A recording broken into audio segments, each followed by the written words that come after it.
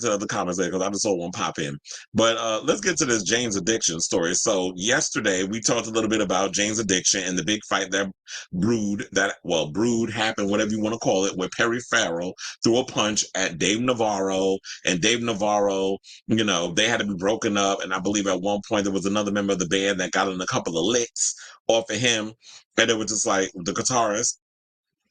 And I'm like, I'm sure it was a long time coming because Perry been a damn nuisance for a long time. One of my friends said that he saw him in concert, James Addiction, and was like, Perry was a mess. He gets up on stage, he's drinking, he's belligerent, he's screaming, his vocals is not as strong as they once were back in the day. And Perry Farrell could sing.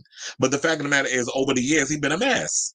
And if you know you're about to go on tour, especially if you're a man of a certain age, the things you was getting away with and doing when you was in your 20s and you could possibly get away with in your 30s before it starts catching up on your ass in your 40s, you can't be doing that when you're in your 60s because Perry is in his 60s. So you get up there being a mess, being unprofessional, and then you have the audience getting pissed because they paid this money to see you and they talk about they can't hear you because the music is loud and your mic is not loud and the monitors and all this other stuff. That's where you tell the audio engineers, turn my mic up. They can't hear me. And then y'all need to figure out how to fine tune the music, bring the music down a little bit. Because that's happened in concerts before, but sometimes the music get raised up a little bit and it's a little too loud, and then I have to figure out how to level it.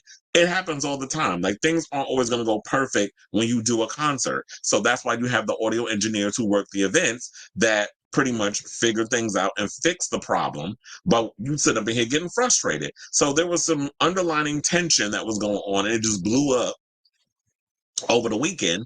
But now we're hearing the latest report is that while we were doing the show yesterday, we had somebody, I don't remember who it was, forgive me, but we always have a lot of conversations. I can't remember everything. But somebody, I think it might have been Robert, but they dropped in the thing that and this is why I messed up because I said, then I got confused because we was talking about 2 days. We was talking about Dave Grohl and Dave Navarro. And I was like, Dave Navarro was in Foo Fighters when it's Dave Grohl. So I had a brain fart because we was talking about 2 days yesterday, like I said.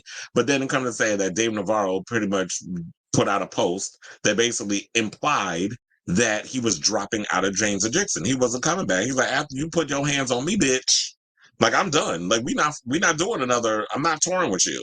So the latest story is the band put out a statement and they canceled the rest of their tour dates. So I guess they're gonna have to refund everybody. Now I don't know what's gonna happen in regards of if the whoever's a part of this, Live Nation, whatever, they're gonna have to take an L and the band's gonna have to pay that money back or whatever the case is, because if you don't fulfill your contract, I don't know if there's gonna be some type of fallout lawsuits that they gotta pay money to this one, that one, the other, because of this whole situation, because they can't get their mess together and figure out how to work collectively as men. So I'll keep you guys abreast of that. But according to Billboard, this is the latest story. So they said James Addiction has canceled its tour midway through the band's trek after frontman Perry Farrell threw a punch and guitarist Dave Navarro during the band show on Friday. See, now that's what it probably was. It was Friday the damn 13th in Boston at the Leader Bank Pavilion, saying the band have made the difficult decision to take some time away as a group. As such, they will be canceling the remainder of the tour. This is what the band said in a brief statement Monday, September 16th. So yeah, it dropped today. So that's why I had to talk about it, so we can be up on the latest update. So refunds will be issued at the point of purchase. That's a lot of money lost. Now, in a fan-captured video that went viral after the Friday show, Farrell is seen on stage singing towards the audience before turning to Navarro and screaming the lyrics, seemingly angry. The frontman then makes his way over to the guitarist, continuing his scream before body-checking the guitarist, backing away. Then getting back in Navarro's face to continue yelling while the guitarist actor, who appears confused, calmly holds Farrell at arm's length while the frontman continues to yell. Farrell then throws a punch at his guitarist and his crew member comes to stage. And that's why people are talking about, he was just trying to get a lick in. Because see, now he approached two people. You came at Dave while he's playing, not knowing what the hell's going on with you, thinking that you just lost your damn mind. I'm sitting up here focused on my part, but you need to be focused on yours. Now you're trying to start a fight with me on stage. And then you went and threw a punch at the guitarist who went and got a couple of licks in, which is what the wife said. But I was like, yeah, if you try to swing on me, I'm going to get a couple of licks in. I don't give a fuck. Don't get up, knuck if you buck, is what I say. So they said that also when the crew member came on stage, told Pharrell repeatedly to stop. More crew members rushed to the stage and restrained the rocker and take him off stage. The next day, Jane's Addiction issued a statement via the band's Instagram story. See, this is why I hate when y'all do the Instagram story thing, because the shit expires in 24 hours.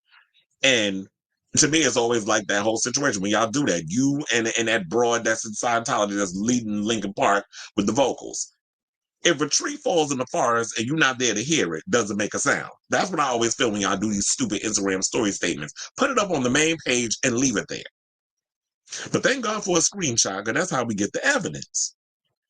So they said, we want to extend a heartfelt apology to our fans for the events that unfolded last night. This is what the statement reads. Forgot to put that plural. The band then noted that the following show on Sunday, September 15th, at the Hartford Healthcare Amphitheater was canceled. So that was yesterday.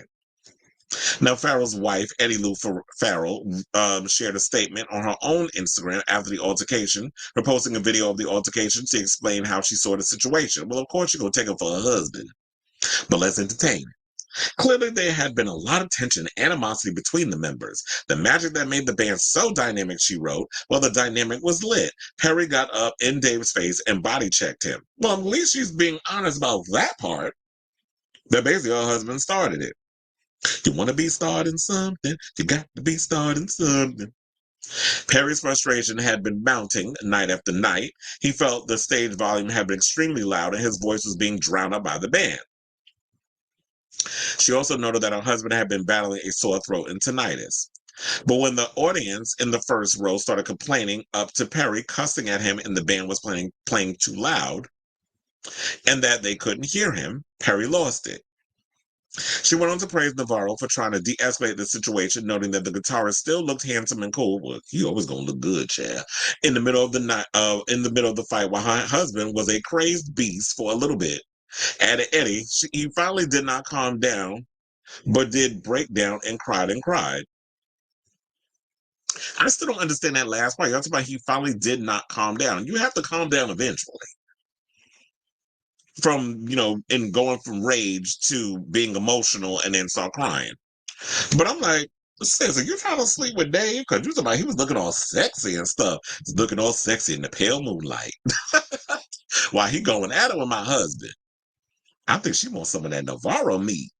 Maybe we need to find out from Carmen Electra what it was like getting pounded by that man. That was a good old time. Him and Dennis Rodman. But anyway, let's get off of that and get back to the story.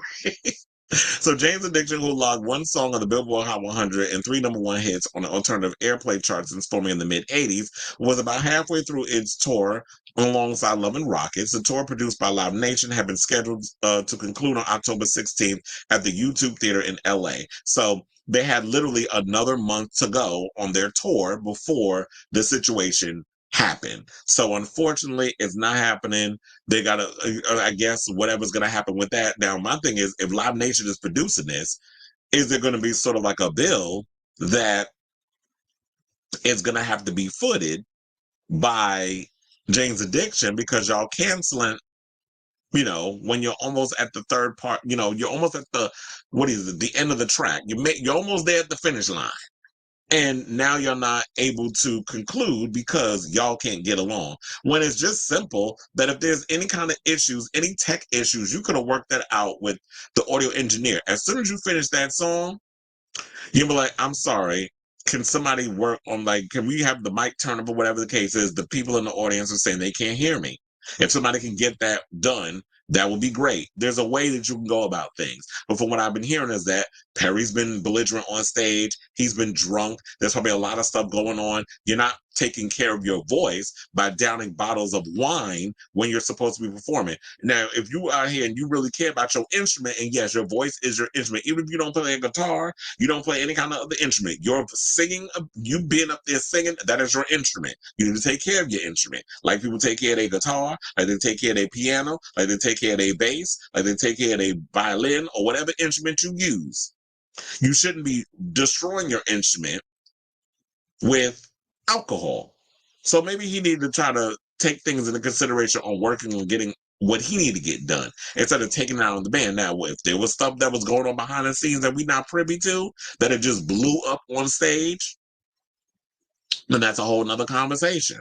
But for the most part, it's unfortunate that, you know, at y'all's big age, y'all can't seem to get it together and make it work for the sake of getting that money. But I'm sure, like with Dave Navarro and all these other band members, they could find something else to do. And I don't know if they want to form another band, but y'all can get out there and start playing. Being a guitarist for hire. Working with these people over there. For other artists that need somebody to come and tour with them. Because there's going to be a lot of tours happening in the next couple of months. Well, within the next year, because I understand a Dula Peep coming to my in September in Madison Square Garden for 2 nights. So I say, well, listen, say, what do y'all think of this story? It's unfortunate that James Addiction is going through what they're doing, but I hope that they all take a breather. They took all this time to just reflect, check yourself, and genuflect, in the words of Madonna. And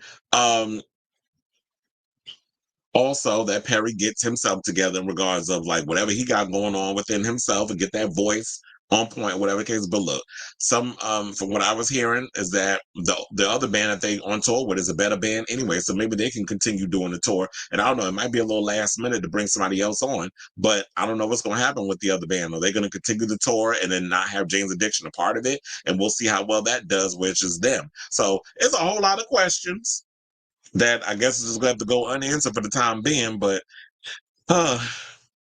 God bless to y'all over there at James Addiction. So anyway, let me know what you guys think of this story in the comments down below.